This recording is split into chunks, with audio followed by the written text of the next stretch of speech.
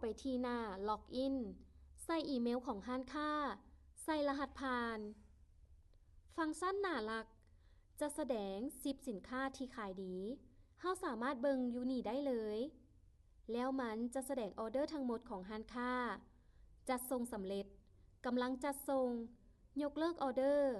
และสามารถเบิ่งออเดอร์ของวันที่ย้อนหลังได้ขั้นตอนการเอาสินค้าลงในแอปเข้าไปที่แอปพลิเคชันของค่อยกดเลือกสินค้า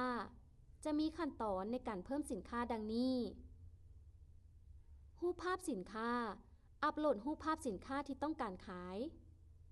ชื่อสินค้าใส่ชื่อสินค้าที่ต้องการขายชื่อห้านใส่ชื่อห้านของลูกค้าแบรนด์สินค้าใส่ชื่อแบรนด์ของสินค้าในกรณีสินค้าบ่มีแบรนด์ใส่ no brand หมวดหมู่สินค้าประเภทของสินค้าแท็กสินค้าใส่เกี่ยวกับสินค้าที่ขายสามารถใส่ได้หลายกว่า1แท็กประเภทสินค้าเลือก Standard แล้วกดถัดไปประเภทคำอธิบาย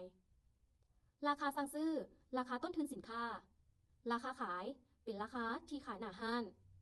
วันที่หมดอายุจำเป็นต้องใส่สามารถคาดคะเนเองได้ลวงกว้างลวงสูงลวงยาวและน้ำหนักใส่ตามขนาดสินค้าได้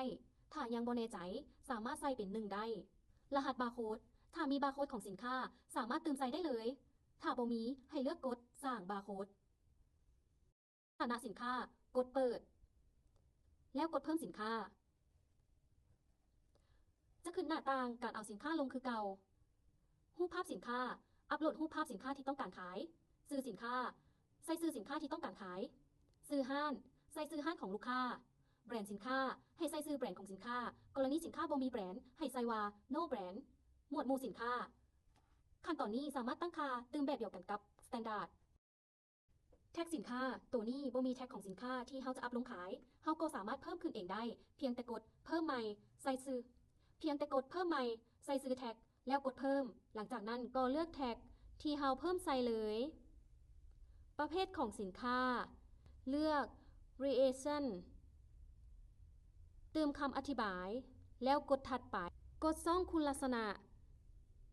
เลือกที่เฮาจะใส่สามารถเพิ่มเองได้กดเลือกขนาดกดหมายบวกอัปโหลดรูปภาพของสินค้าใส่ขนาดของสินค้าแล้วกดเลือกรายการราคาสั่งซื้อราคาขายวันที่หมดอายุลวงกว้างลวงสูงลวงยาวน้ำหนักรหัสบาร์โค้ดสถานะสินค้ากดเปิดแล้วกดเพิ่ม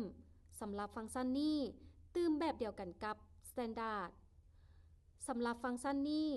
ตื่มแบบเดียวกันกับการตั้งค่า Standard ขั้นตอนการนำเข้าสินค้าเข้าแอปนำเข้าสินค้าค้นหาสินค้าเลือกผู้สนองห้านค้าค้นหาสินค้าเลือกผู้สนองซื้อห้านค้ากดจำนวนสินค้าที่ต้องการเพิ่มกดสั่งซื้อแล้วกดยืนยันการสั่งซื้อการเฮ็ดหัวข้อโปรโมชั่นเข้าหัวข้อโปรโมชั่นห้านค้าสามารถเลือกหัวข้อโปรโมชั่นที่มีอยู่แล้วหรือห้านค้าสามารถสร้างหัวข้อโปรโมชั่นขึ้นเองได้กดปุ่มเพิ่มขั้นตอนการจัดโปรโมชั่นเข้าไปที่จัดโปรโมชั่นใส่ชื่อโปรโมชั่นเลือกสินค้าที่ท่านจะจัดโปรราคาโปรโมชั่นใส่สินค้าราคาขายปกติประเภทส่วนลดเลือกเงินสดหรือเปอร์เซ็นต์ก็ได้ส่วนลดราคาห้านค้าที่ต้องการขายส่วนแสดงส่วนลดเวลาเปิดให้เลือกวันที่เดือนปีการจัดโปรโมชั่นเวลาปิดให้เลือกวันที่เดือนปีการปิดโปรโมชั่นการเพิ่มผู้จัดการผู้ใช้เข้าไปที่จัดการผู้ใช้ใส่รูปภาพบุคคลที่ห้านค้าต้องการให้เป็นผู้ดูแลห้านใส่อีเมลของบุคคลที่ห้านค้าให้เป็นผู้ดูแลห้านใส่อีเมลห้านใส่รหัสผ่านของห้านแล้วกดแอดถ้าห้านอยากเบิ่งรายการขายที่ได้รับการสั่งซื้อเข้าไปที่รายการสั่งซื้อจะแสดงรายการการสั่งซื้อทั้งหมดและรายละเอียดการสั่งซื้อของสินค้าของห้านค้า แสดงสถานะบินถึกยกเลิกรอหาสำระเงินกำลังจัดส่งและจัดส่งสำเร็จแล้วเราสามารถกดจัดการเพื่อเบิ่งรายละเอียดเพิ่มเติมของร้านค้าได้แล้วบินจะโชว์ให้เราเห็นรายละเอียดต่างๆเมื่ออยากยกเลิกออเดอร์เข้าไปที่บอนกดยกเลิกพร้อมใส่เหตุผลที่ต้องการยกเลิก